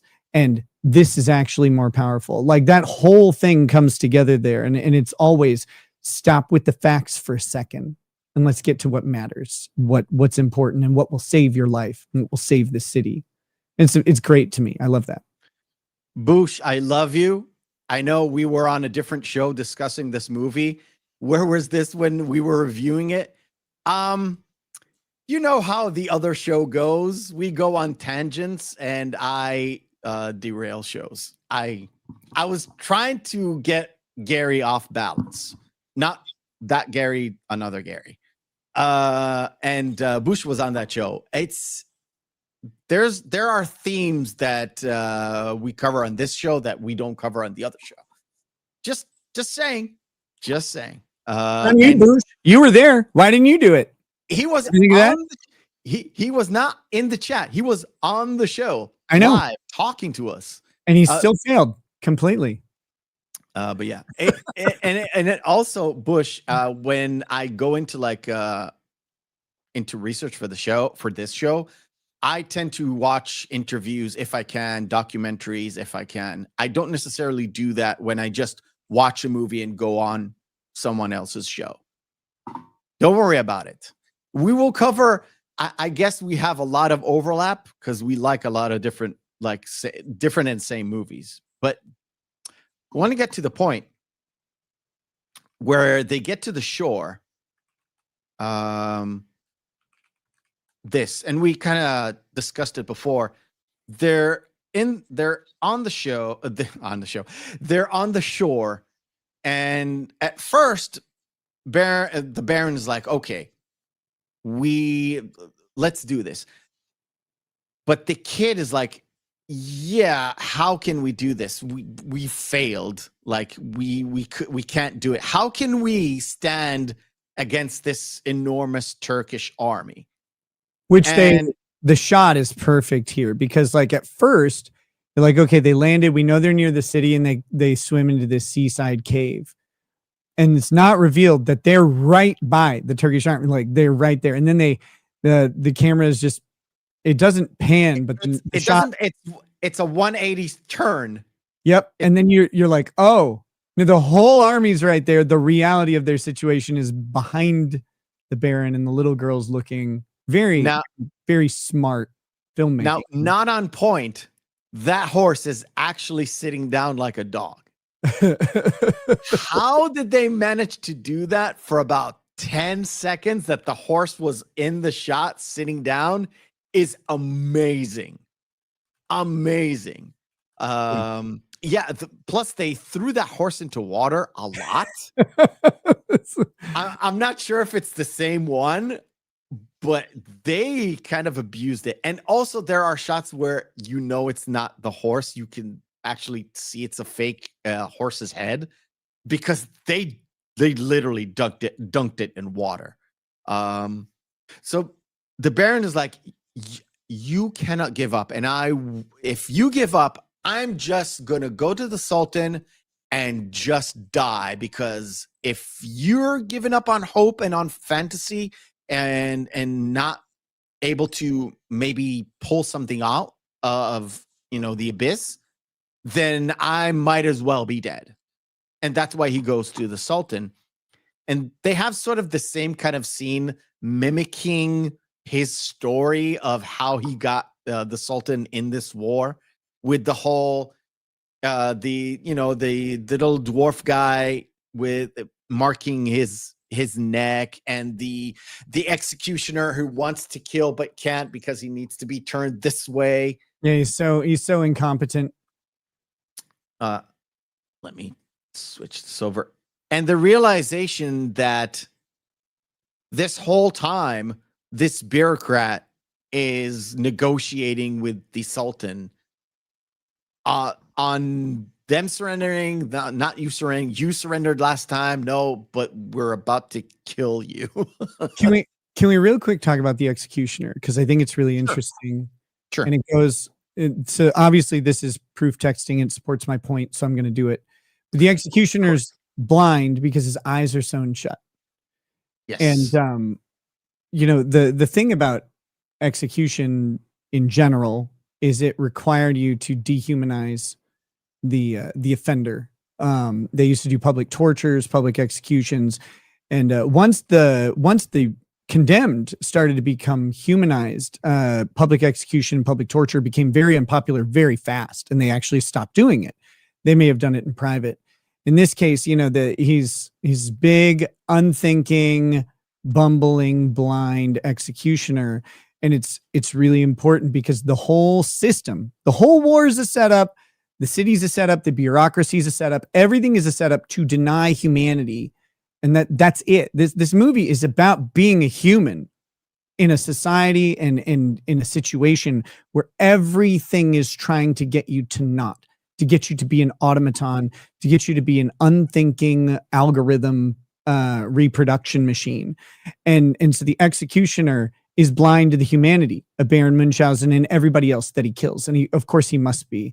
And you mentioned the orchestra of horrors where the guy is playing the instrument that's torturing the people. Notice they're behind the piano. We can see them. If you go around the piano, you can see into the cage and you can see them being harmed. But the Sultan, they're completely inhuman to him. Very much, he's just playing the piano and these sounds are coming out. He even invites the Baron to play, but the Baron has already seen behind the curtain. He's already seen the grotesque. He knows what's happening when he plays music. Yes. So he will not participate in the dehumanization of people, and essentially. I think that the war and the bureaucrat and the Sultan, they're both two sides of the same coin of commentary about the political realities and dehumanization that went on through World War I and World War II. I mean, the British soldiers were meat. They were fodder. They would order these guys into death over and over and over again, losing tens to hundreds of thousands of men for very little actual gain. Like they're fighting over just a field. And when you take in the scope of like what we have done for little bits of land, how much human life we've erased from it. And this is the ICBM as well, which, of course, we had dropped the atom bomb on Hiroshima and Nagasaki, and there was the threat of nuclear war. But it's a complete obliteration of numbers. They're all numbers to these people. And the Sultan represents a monarchy, right? A monarch who everyone is expendable beneath him. And then the bureaucrat represents the system of administrative thing where everyone is beneath him as well, or beneath the system. He's just a representative of the system. When he's calling for Baron's arrest, he's like, I am the elected official of the area, arrest him. And this is all taking away and stripping down of people, and they're literally just numbers and pawns. And of course, this is the advocacy for, the British version of democracy and representative government is in there as well. And there's a similar kind of scene in V for Vendetta, as the army is literally ordered to stop the people wearing the Guy Fawkes mask, and they're standing there ready to shoot, but then eventually they don't, and the crowd kind of washes it over them. And that happens in the same scene where the Baron's like, open the gates. I've told you, I've already dealt with the Turkish, because essentially after this, the companions and the girl are responsible for destroying that entire Turkish camp. But I want to get to one thing before that. I think you've seen it back like when I was messing around with it. The fact that they call him and everybody has the sword to his neck. And automatically I thought of this meme. I was like, yeah, I think that filmmakers, even Pixar, I'm not sure if it's a Pixar movie or not. Tangled, is it? It's a Disney movie. So I think, yes, it's Pixar, I think. But the fact that there are certain things that they've taken imagery from this movie that have taken from this and transferred it into something else. And it's something that has happened in the past in a lot of Terry Gilliam movies. Again, because he's so visually inclined to like push some boundaries or make you see into his deep, dark mind. And it started with the little animations in Monty Python. And then when it comes to the big screen, it's very grandiose. It's very, crazy. But it sticks in your mind because it's very different from anything else, which matches with that theme of the fantasy and imagination. It's also, there's a very British notion that's also at play here.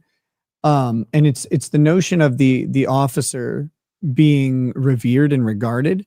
And this is actually key to Americans winning the American Revolution, is they killed officers. They would kill them. And the officers were supposed to be back, detached, relative. I mean, you could always catch a stray, right? But generally speaking, they were back, and the fodder went and died.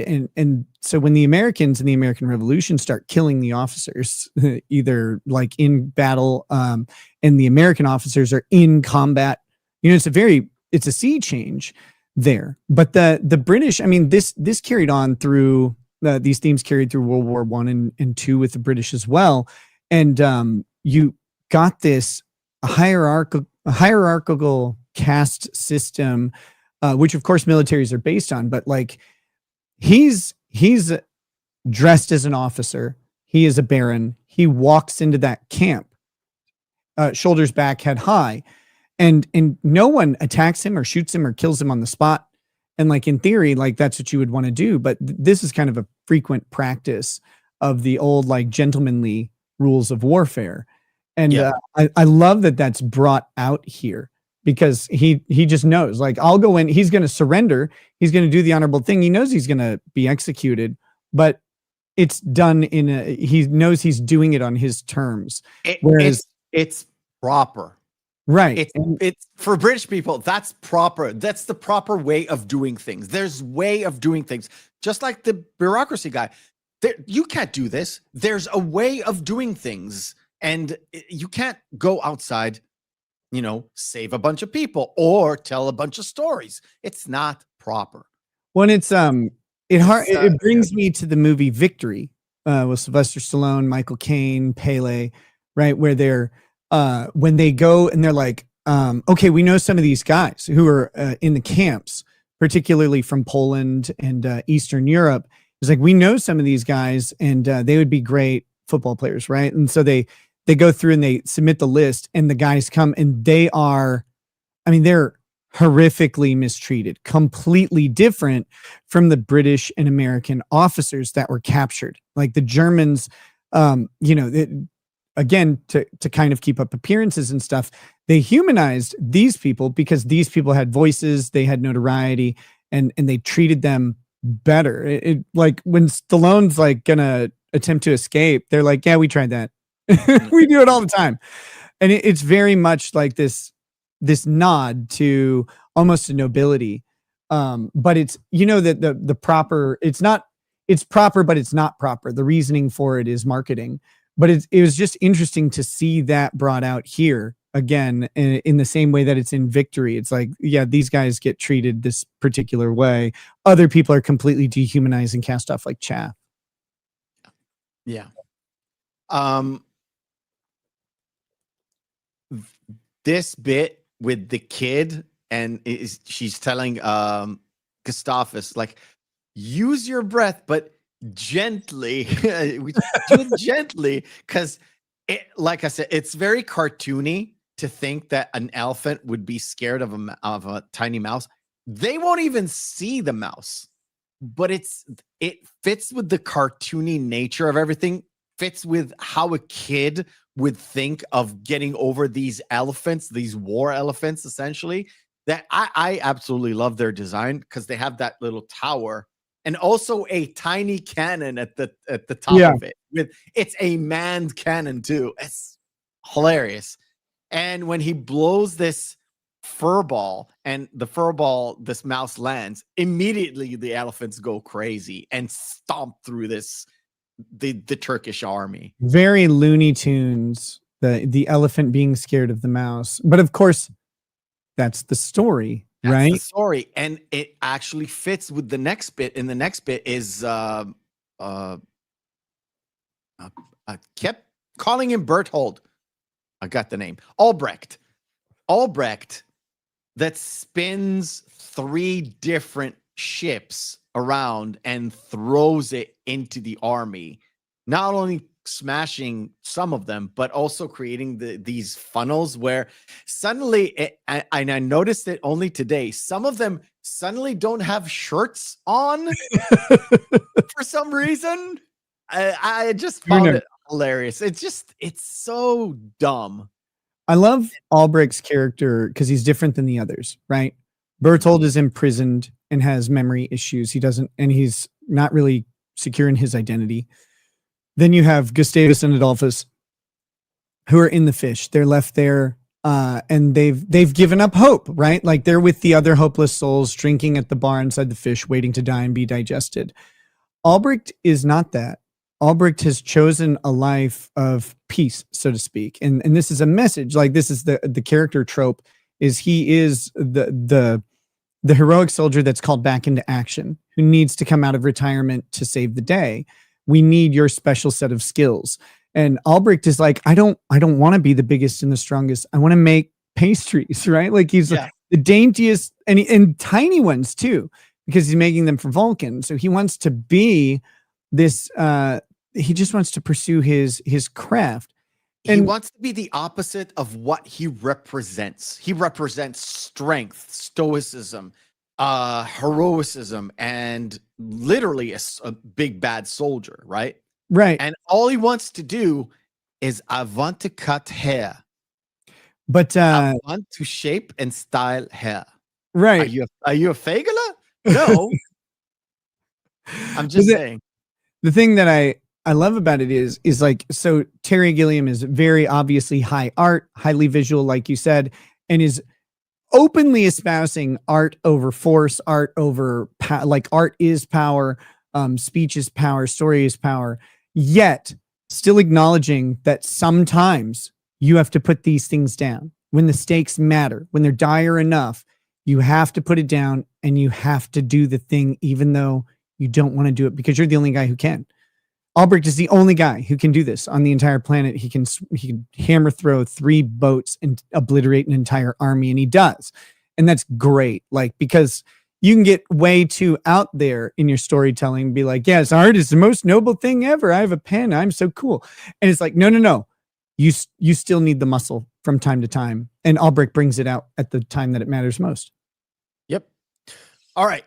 We've talked a lot. Let's do a quick pause as we play our second game of the night. Ladies and gentlemen, be prepared for Cinema Deathmatch. Round 1, fight. Cinema Deathmatch is where we take 2 movies, pit them together, and see which one is the best one. If there's no discernible difference between the 2, both of them are good or both of them are bad, we fall into our criteria, which is Friday evening, Saturday evening, out with the boys, out with the girls, out with your significant other. 2 movies in a vacuum. Which one will we pop in? Always better if I come prepared. Men in Black or Aliens? Oh, man. Chat participation is most welcome. Give us your pick and why. It's Aliens, though. Like, Men in Black is a great, fun film. A-list actors in their prime, you know, doing whimsy and having a good time. Aliens is just near cinematic perfection. It blends action and horror as a genre. It's a quintessential monster movie, but not with a big bad monster. Instead, the horde of monsters, and they're terrifying. You know, coming away from Alien, which was a single monster movie, right? This is so much bigger, and the stakes are so much higher than one person. And the cast of characters is phenomenal. The lines are legendary. You know, like it's just all around. Aliens is such a great movie. All I have to say is, it's over, man. It's over. It's over. I love Men in Black. It's such a good story, regardless of the comedy. The comedy is great in it, but it's a good story. I saw this pairing and I was like, oh, Alien is the theme for this pairing, but it's definitely Aliens. Even though there was a trash bag monster in it, which was the Queen. They built it out of big plastic black trash bags to see if it actually could work, and then they built the real thing. The site, you locked up. It locked up. I might need to gotta refresh it real quick, and it might pop up an ad as well, of course. All right. Gosh, yeah, it happens. They undergone through like a week-long DDoS attack for some reason. This particular site for some reason. Okay, The Kingsman, The Golden Circle, which is Kingsman number 2, or The Muppets Take Manhattan, which is also Muppets 2. I have not seen Kingsman: The Golden Circle. I have seen Muppets. It's not worth it. Okay, Muppets Take Manhattan. Reason? Get these hoes off my screen. Muppets Take Manhattan for me. Romy and Michelle is. It's okay, but it's not. All right. Women doing women comedy is rarely done great. Bad Moms is really funny. That's a women doing women comedy that I liked. Is that with Mila? What's her face? Kunis? Mila Kunis and the other chick, right? I don't remember. Yeah, I don't remember who the other chick was because The blonde chick. The guys in the chat will know. All right, The Wild Bunch or Iron Man 2. I love the Iron Man movies. I've never seen The Wild Bunch. I don't know what that is. All right. You get pre like 1976 or so, and I start to like it falls off really quickly. Okay, no problem. Not a biggie for me. I'm still going with Iron Man 2. Oh, interesting. I would change my answer. I was gonna vote for The Wild Bunch. I'm not a big like Wild West guy, but in some movies I actually do like. Iron Man 2 has issues for me. But I'm gonna pick Iron Man 2. The Perfect Murder is a good movie. It's not the best. I mean, go ahead. Unfaithful did it better a little bit later on. I just love Robert Downey Jr. as Iron Man, like as Tony Stark. He's so fucking good at it. And I liked all the Iron Man movies a ton. Okay. In the Heat of the Night, which it's a Sidney Poitier movie, so you probably haven't watched it. Or the Halloween, but it's the new trilogy. I have not watched In the Heat of the Night that I'm conscious of. I may have seen it when I was younger, but I don't know. Just because we watched the one where it's the one where he says, "They call me Mr. Tibbs." Yeah. I haven't. I can't discern it. So if I have seen it, I'm gonna leave it on because I'm going with Halloween still. I fucking like this is the Rob Zombie remake. I like Rob Zombie. Love the Halloween story in general. Michael Myers is one of the most menacing villains of all time. And I'm with it. I love Halloween. You and Drex separately both said, well, from the new trilogy, you have to watch Halloween Kills because it's the best. It's so good. And I was like, and then I watched it and I was like, oh, okay. I know exactly why you wanted me to watch that one. Nonstop thrill ride. Everything about it's right. It's great. I'm not the best with the Halloween movies at all. I much prefer like Jason or Nightmare on Elm Street. Out of the trio, which is like slasher. I used to. I do like Freddy Krueger. I mean, a lot. But man, Halloween, Jason like started to get too ridiculous after a while, and it bothers me like how it's funny to be candid. Jason X was, yeah, okay. The one where he puts the person's head in the deep fryer, like that one's great. Is that Jason X? It's not a deep fryer. It's the liquid nitrogen. Then he smashes her face. No. I'm talking the one where he goes. It might be Jason Goes to Hell, where he puts Cookie's face in the deep fryer, and then his fat like wife who runs the diner with him comes out and he lifts him out and it smashes her jaw back into her.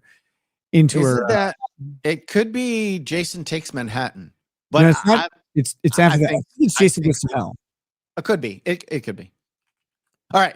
Next pairing, and we'll do one more after this. Aquaman and Hitman.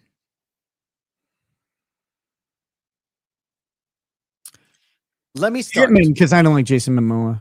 Okay. I'm gonna pick Hitman. I don't particularly like the movie. Plus, it's a video game adaptation, which they're never good because they never follow the story in the video game, which bothers me.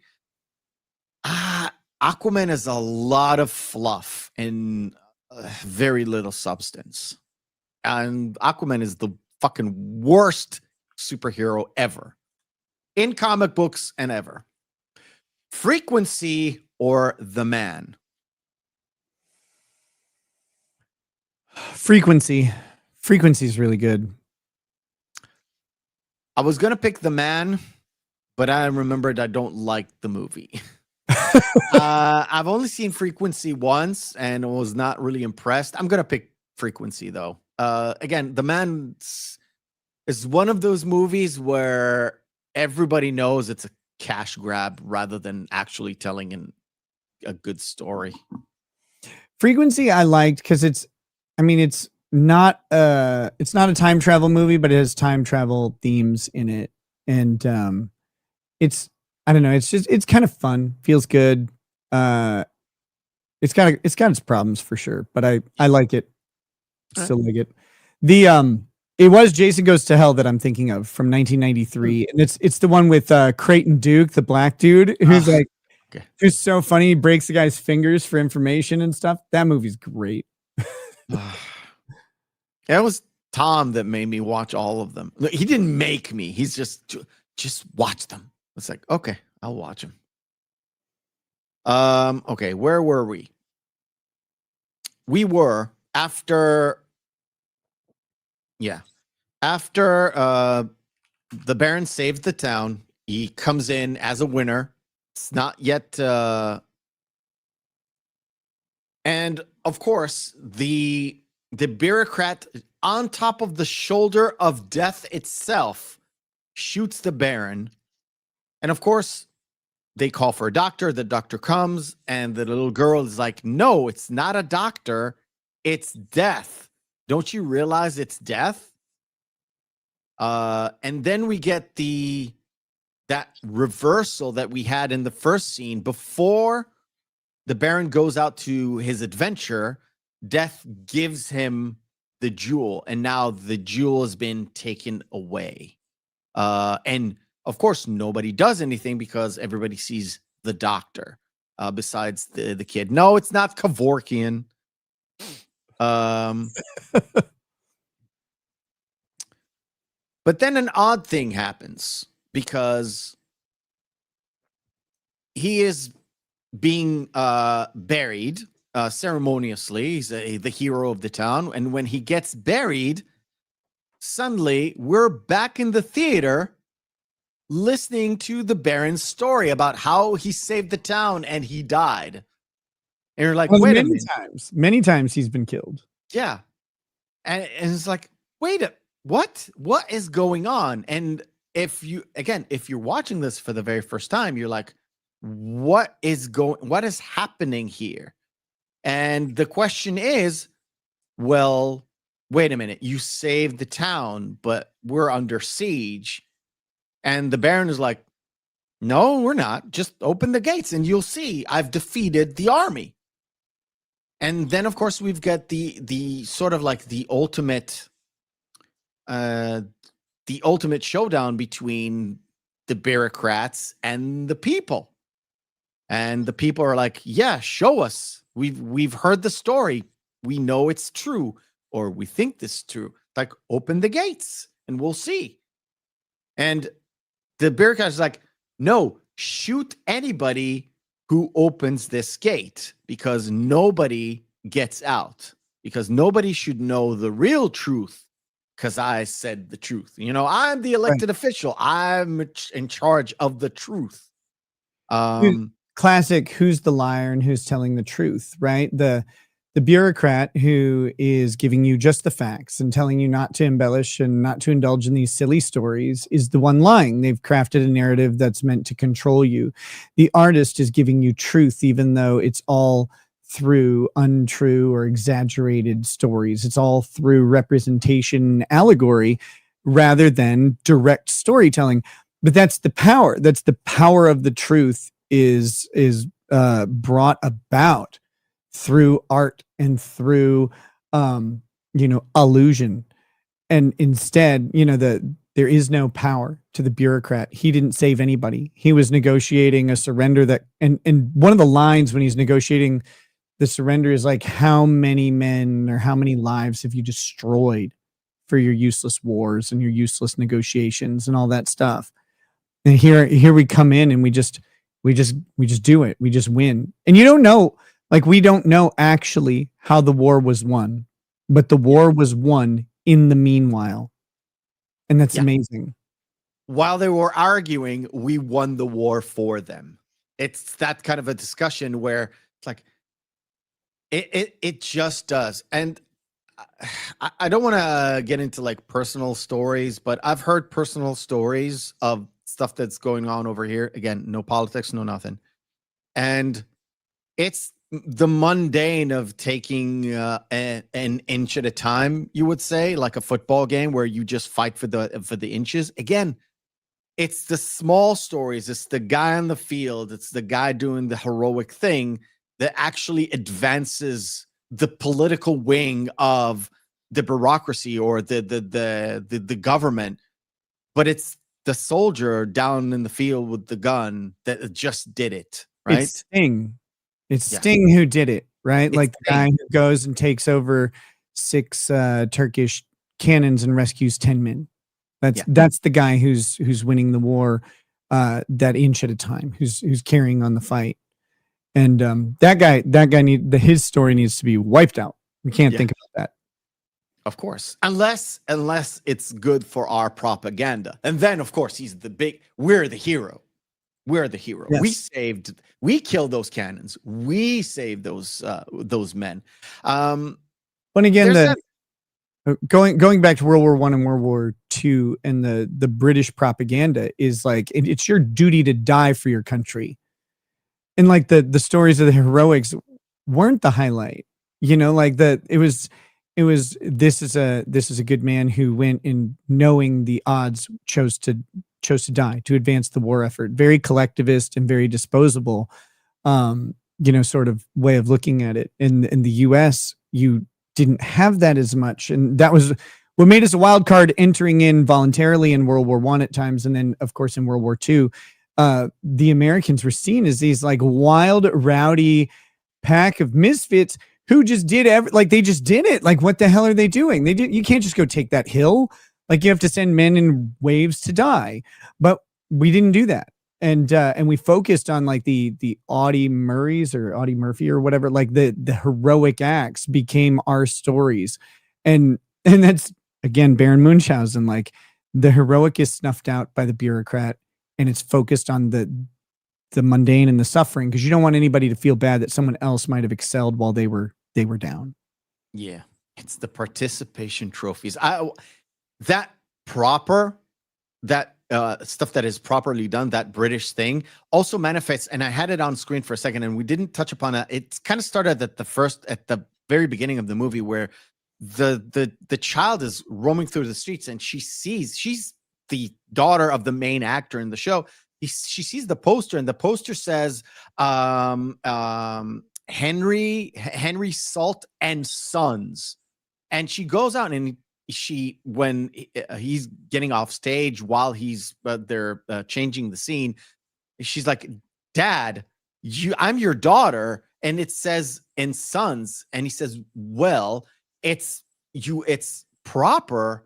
And it's it's traditional for sons to be there. It doesn't matter if there's a daughter continuing my role. Again, this is like the 1850s or whatever, and it's still I'm not sure about when exactly it is, but in British theaters there were all men at some point, until women kind of got into it and did like female roles. Most of the time it's men doing female roles because it's not allowed. It's from Victorian times. Victoria was like 1900s, but there were a lot of stuff that came before that. There was like, there's no women doing theater, just the men, just actors doing female roles. That's why there's no "and daughters," because it's with sons. There's no females in the theater. Essentially, it's not like that in there, but essentially, yeah. And Nick looks cool with the vape. Thanks. All right. I'll send you shirtless pictures later.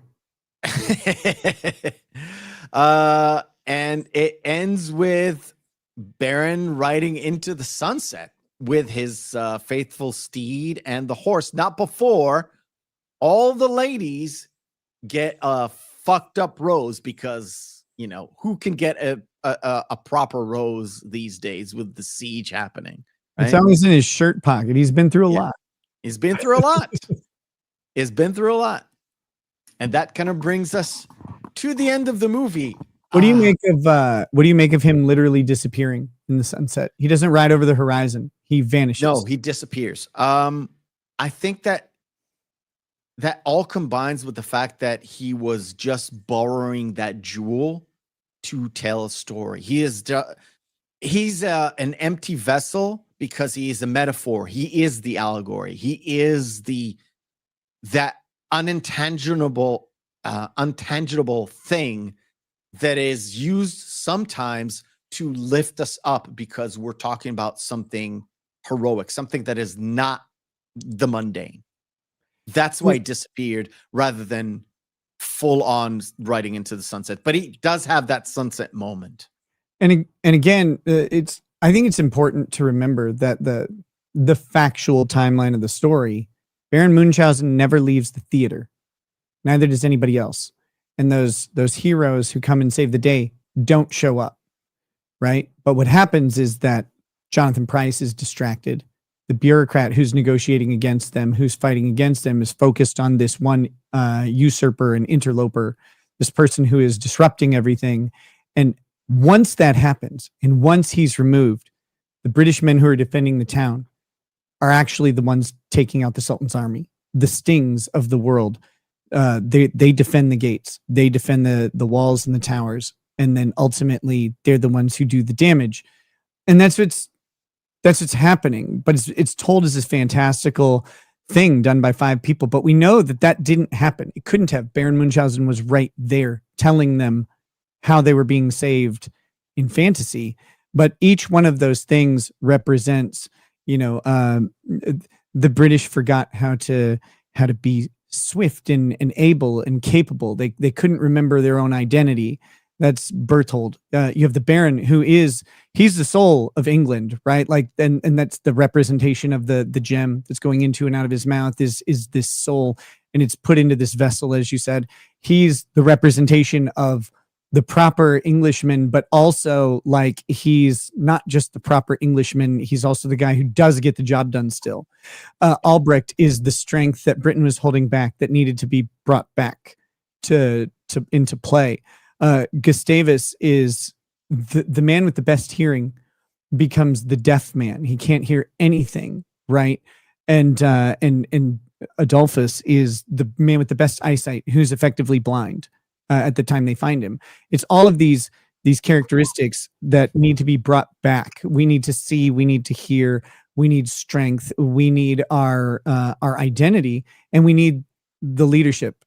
We need the leadership of England in the world. I mean, effectively, because they went from a world power to, like, who cares? And it's amazing how all those representations are brought there, and we're given this hero story, but the real heroics happened with the normal men who were out and let to do their job as they were supposed to, rather than being crippled by this idiot. It's great. Awesome. That really brings us to the end of the show. Nick, you've got anything to plug? Your next shows or whatever? Don't. I'm not gonna. I'm good. No. I've been streaming a lot more again. Working on, streaming pretty much 5 nights a week. Holiday is a little bit tougher, but we had a long stream yesterday for members. We'll be doing the culmination of that very soon, maybe tomorrow even. As soon as I can get my Black Friday discounts in place, which I can't do for whatever reason. But other than that, there's a lot of stuff on the horizon. There's interesting stuff to talk about with Trump and the application of power, if you're into U.S. politics, and there's a lot of things to laugh about. So you can come follow me at Rekieta Law everywhere: YouTube, Twitter, Instagram, whatever. Come find me. If you want to see Beef Wellington done unwell, go watch that show. I lost a couple of hairs. is crazy. Some Crazy of them went white, and some of them were torn because I could not see beef Wellington starts with more liquid. You want to watch? You want to know what I'm talking about? Go subscribe, be a member of Nick's thing, and you watch it, and you'll lose a couple of hairs too. But for us, we finish up this month of November, and looking forward to the holidays. Now, I don't particularly celebrate the holidays. I do have a holiday to celebrate, which is mostly lighting up candles and stuffing myself with donuts. But for this December,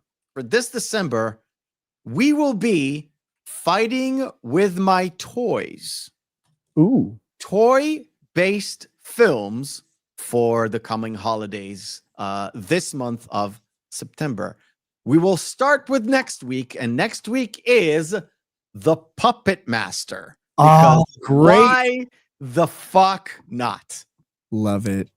Right? So a little bit of horror, a little bit of toys, and not a whole bunch of Christmas. But it is what it is. Because remember, guys, hope is a good thing, maybe even the best of things, and no good thing ever dies. We'll see you next week.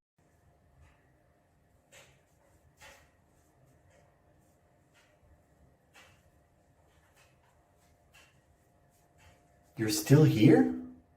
It's over. Go home.